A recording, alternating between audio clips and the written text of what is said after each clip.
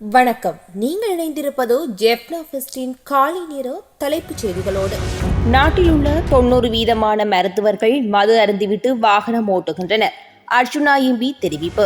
நள்ளிரவு முதல் விலை குறைக்கப்பட்ட எரிபொருட்களின் விலைகள் மகிழ்ச்சியில் சாரதிகள். மகிந்தவும் ரணிலும் நம்பர் 1 திருடர்கள் முன்னாள் ஜனாதிபதிகளை திட்டி தீர்த்த அமைச்சர் சந்திரசேகர். யாழ்ப்பாணத்தில் 3வது முறையாக மீண்டும் திறந்து வைக்கப்பட்ட பொருளாதார மத்திய நிலையம். கடந்த 9 மாதத்திற்குள் 68 போலீசார் போதைக்கு அடிமை. அமைச்சர் வெளியிட்ட அதிர்ச்சி தகவல். வாகன விபத்தில் முல்லைத்தீவை சேர்ந்த 5 இளைஞர்கள் உயிரிழப்பு சோகத்தில் மூழ்கியது தமிழர் பகுதி. கிளிநொச்சியில் வெடிபொருட்கள் வெடித்து 2 காயமடைந்த நிலையில் தொடர்ந்து முன்னெடுக்கப்பட்ட தேடுதலில் மேலும் பல வெடிபொருட்கள் கண்டுபிடிப்பு. உயர்தர பரீட்சையில் மாவட்ட மட்டத்தில் முதலிடம் பெற்ற முல்லைத்தீவு மாணவன் சிறுநீரக பாதிப்பால் உயிரிழப்பு. சம்பள உயர்வு உள்ளிட்ட கோரிக்கைகளை முன்வைத்து பல்கலைக்கழக கல்விசார் ஊழியர்கள் போராட்டம். கொழும்பில் பாடசாலை மாணவர்களை ஏற்றி சென்ற வேன் விபத்து. சாரதி உட்பட மாணவர்கள் பலர் வைத்தியசாலையில் அனுமதி.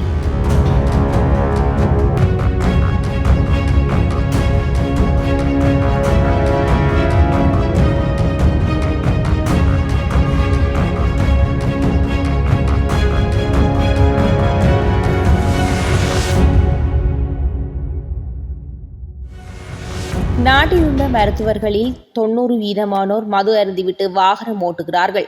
அது ஒரு சாதாரண விடயம். இவ்வாறு பாராளுமன்ற உறுப்பினர் அர்ஜுனா ராமநாதன் தெரிவித்துள்ளார்.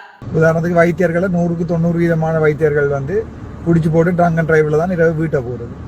ஆனால் போலீஸ்கார் மறைச்சா கெஞ்சிறது தான், ஐயோ சார் விட்டுருங்க சார், டாக்டர் இப்படி குடிச்சிட்டு போறீங்களேன்னு போட்டு விட்டுருவாங்க. டாக்டருக்கும் லோயருக்கும் எழுதுறது. ரணிலும் மகிந்தவும் நம்பர் 1 திருடர்கள், இனவாதத்தை கிளப்பும் பிசாசுகள். இவ்வாறு கடல் தொழில் நீரியல் மற்றும் கடல் வளங்கள் அமைச்சர் ராமலிங்கம் சந்திரசேகர் தெரிவித்துள்ளார்.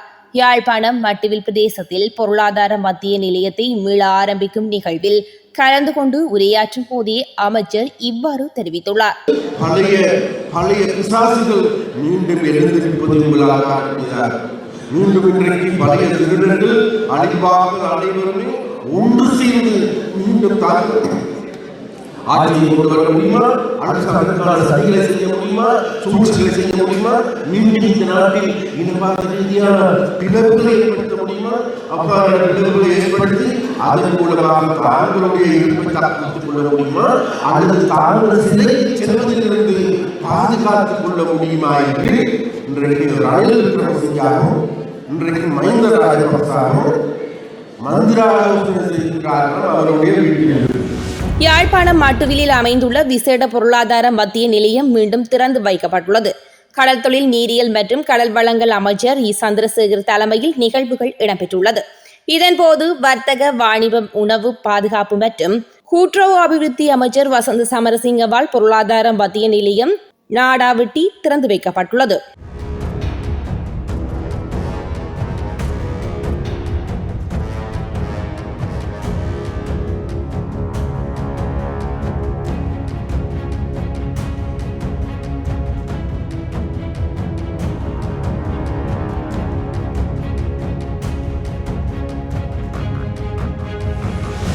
கடந்த 9 மாத காலப்பகுதிக்குள் 68 போலீஸ் உத்தியோகத்தர்கள் போதை பழக்கம் காரணமாக சேவையில் இருந்து இடைநிறுத்தப்பட்டுள்ளதாக தெரிய வந்துள்ளது.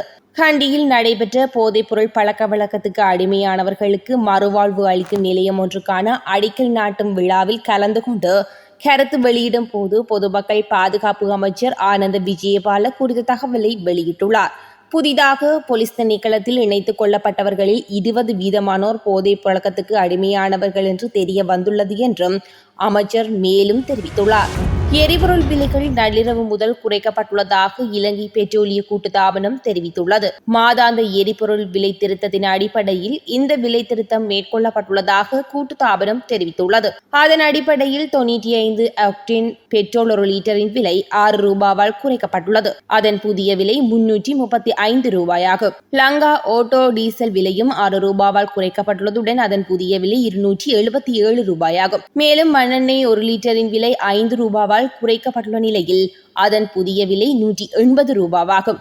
92 ஆக்டேன் பெட்ரோல் விலையில் எந்த மாற்றமும் ஏற்படவில்லை. மேலும் சூப்பர் டீசலின் விலையும் குறைக்கப்படவில்லை என அறிவிக்கப்பட்டுள்ளது.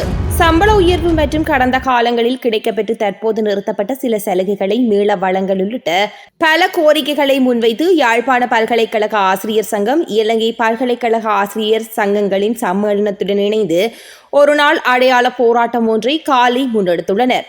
பல்கலைக்கழகத்தின் பிரதான நுழைவாயிலை மறித்து காலை முன்னெடுக்கப்பட்ட குறித்த எதிர்ப்பு அடையாள போராட்டம் பல்வேறு கோஷங்களை அடங்கிய பதாதைகளை ஏந்தியவாறு முன்னெடுக்கப்பட்டுள்ளது. மாணவர்களை ஏற்றிச் சென்ற பாடசாலை வேன் ஒன்று பேருந்துடன் மோதி விபத்துக்குள்ளானதில் 4 வைத்தியசாலையில் அனுமதிக்கப்பட்டுள்ளனர். இந்த விபத்து கொழும்பு வொஸ்கால் வீதியில் காலை இடம்பெற்றுள்ளது. பாடசாலை மாணவர்களை ஏற்றிக்கொண்டு பயணித்த வேன் ஒன்று அதே வீதியில் பயணித்த பேருந்துடன் மோதியதில் விபத்து இடம்பெற்றுள்ளது. விபத்தில் பாடசாலை வேன் சாரதி மற்றும் 3 மாணவர்கள் காயமடைந்து மருத்துவமனையில் அனுமதிக்கப்பட்டுள்ளனர். விபத்தின் போது பேருந்தும் பாடசாலை வேனும் பலத்த சேதமடைந்துள்ளதாக தெரிவிக்கப்படுகின்றது. கிளிநொச்சி தட்டுவான்கொட்டி பகுதியில் உள்ள பாழடைந்த வீடொன்றில் இருவர் காலை 11:30 மணியளவில் வெடிகுண்டை பிளந்து மருந்தினை எடுக்க முயன்ற போது குண்டு திடீரென வெடித்து சிதறியுள்ளது. இதில் அங்கங்கள் சிதைந்து படுகாயமடைந்த இருவரும் கிளிநொச்சி வைத்தியசாலையில் தீவிர சிகிச்சை பிரிவில் தற்போது சிகிச்சை பெற்று வருகின்றனர். இந்த சம்பவத்தை அடுத்து தட்டுவான்கொட்டி பகுதி முழுவதும் போலீசார் தற்போது தேடுதல் நடவடிக்கைகளை மேற்கொண்டு வருகின்றனர். அதன்படி இப்பகுதியில் வெடிக்காத நிலையில் பல வெடிகுண்டுகள் கண்டுபிடிக்கப்பட்டுள்ளன. அதனை மீட்பதற்கு நீதிமன்றத்தின் உத்தரவு பெறுவதற்கான நடவடிக்கைகளும் மேற்கொள்ளப்பட்டு வருகின்றன என கிளிநொச்சி போலீசார் தெரிவித்துள்ளனர். விபத்தில் காயமடைந்து அனுராதபுரம் மருத்துவமனையில் சிகிச்சை பெற்று வந்த புதுக்குடியிருப்பை சேர்ந்த மற்றொரு இளைஞர் சிகிச்சை பலனின்றி உயிரிழந்துள்ளார். குருநாகல் அனுராதபுரம் பிரதான வீதியில் தலாவ போலீஸ் பிரிவுக்குட்பட்ட பகுதியில் ஆடை தொழிற்சாலை வேன் ஒன்றும் லொரியொன்றும் நேருக்கு நேர் மோதி விபத்துக்குள்ளாகிய சம்பவம் ஒன்று கடந்த 25ஆம் தேதி இடம்பெற்றது. விபத்தில் 4 பேர் உயிரிழந்திருந்தனர். குறித்த விபத்தில் காயமடைந்து அனுராதபுரம் மருத்துவமனையில் சிகிச்சை பெற்று வந்த நிலையில் புதுக்குடியிருப்பினை சேர்ந்த மற்றொரு இளைஞன் சிகிச்சை பலனின்றி உயிரிழந்துள்ளார். இந்த நிலையில் விபத்தில் முல்லைத்தீவு மாவட்டத்தினை சேர்ந்த 5 பேர் உயிரிழந்துள்ளமை குறிப்பிடத்தக்கது. சட்டவிரோதமான சீனா பட்டாஸ் மற்றும் ஹக்க பட்டாஸ் உற்பத்தி, விநியோகம் மற்றும் விற்பனையை தடுக்கும் வகையில் நாடு முழுவதும் விசேட நடவடிக்கை எடுக்கப்பட்டுள்ளதாக பாதுகாப்பு அமைச்சு அறிவித்துள்ளது. போலீசாருடன் இணைந்து மேற்கொள்ளப்படும் இந்த நடவடிக்கையின் போது விதிமுறைகளை மீறுபவர்களுக்கு கடுமையான சட்ட நடவடிக்கை எடுக்கப்படும் என பாதுகாப்பு அமைச்சு எச்சரித்துள்ளது. உயர்தர பரீட்சையில் மாவட்ட மட்டத்தில் முதலிடம் பெற்ற முல்லைத்தீவு மாணவன் ஒருவர் சுகயீனம் காரணமாக உயிரிழந்துள்ளார். முல்லைத்தீவு கச்சிலை படுவை சேர்ந்த பரமேஸ்வரன் பானுசன் என்ற மாணவனே கடந்த சில மாதங்களாக சிறுநீரக நோயினால் பாதிக்கப்பட்டிருந்தார். சிறுநீரக மாற்று சிகிச்சை பயனளிக்காமல் இரவு உயிரிழந்தமை முல்லைத்தீவில் பெரும் சோகத்தை ஏற்படுத்தியுள்ளது. குறித்த மாணவன் 2024ஆம் ஆண்டுக்கான காப்போத உயர்தர பரீட்சையில் பொறியியல் தொழில்நுட்ப பிரிவில் மாவட்ட மட்டத்தில் முதலிடம் பெற்று பல்கலைக்கழகத்திற்கு தெரிவாகியுள்ளார் என்பதும் குறிப்பிடத்தக்கது. இத்துடன் காலை நேர செய்திகள் நிறைவுக்கு வருகின்றது. தொடர்ந்தும் இரவு நேர தலைப்பு செய்திகளுடன் சந்திக்கும் வரை நன்றி.